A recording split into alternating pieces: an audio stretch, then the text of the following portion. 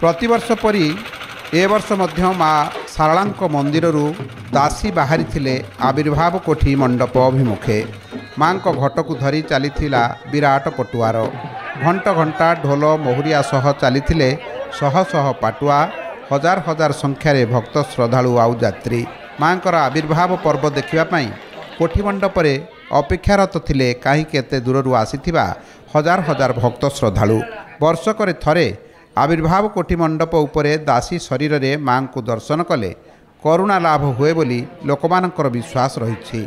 एपरी एक अलौकिक महिमार अधिकारिणी होउछंती अविभक्त बालेश्वर जिलार सायंता ग्रामर माँ सिंहवाहिनी शारलांक पीठ कहीं केते कालरो पणा संक्रांति रे पालित हुए माँकर शारला यात्रा एक मास पूर्वर माँकर स्वरूप घट को धरी घटुआ और दासी भक्तर दुख दूर करने ढोल मोहरिया सहित नगर परिक्रमा करती। माँ ये आविर्भाव हो 500 वर्ष तलू अधिका कही हेनी आहरी बेसी कही हेनी तांकर आविर्भाव केवे आम भी जाणीनु आम बाप साहब समस्त पालन करते आम से पालन कर आसचु तेणु ये माँ एत करुणा एत आशीर्वाद जहाँकि कल्पनातीत एठी जड़े दासी लगे प्रति पणा संक्रांति बेलू ये दासी लगे जो दासी लगिला ठाकुर को ठाकुर आविर्भाव से दासी पाकर आमर यात्री मैंने आसिक पड़ती जो मानकर किसी कामना थाए मासंत रात्रिर निशी प्रहर रे माँकर ठाकुराणी यात्रा एक शोभा यात्रा रे अन्य देवीपीठर भौणी मानक सहित नगर परिक्रमा करिथाए ए दृश्य अति चित्ताकर्षक।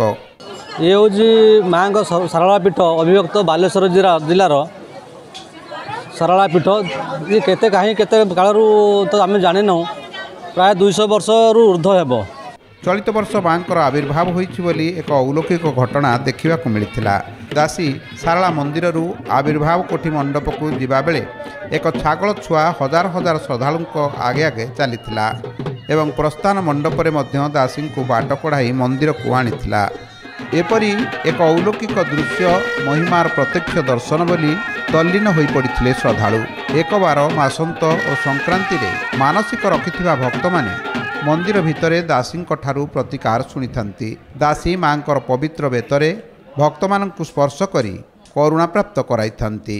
आज माँ ये पीठ बहु पुरातन पीठ जहाँकि 500 वर्ष ऊर्ध्व ये पीठ पुरातन पीठ अटे।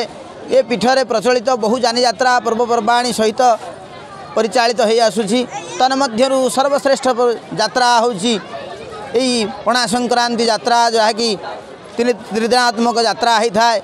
एथिरे पाटुआ माने नाची थांती आउ घट पाटुआ बा दासी जहाँ घटुआ बोली कहती दासी से मध्य रहती तांक पाखरे बहुत भक्त माने अध्याय पड़ती जहाँकि निज निजर समस्त कामना पूर्ण करने निजर मनर अभिलाष पूर्ण करने माँ को निजर मनर अभिलाष जनाती तांक द्वारा समस्ते कृपा लाभ मध्य करती। आज पर्यंत माँ के पाखरे कई खाली हाथ में फेरी नहीं समस्ते कृपा लाभ करके फेरी।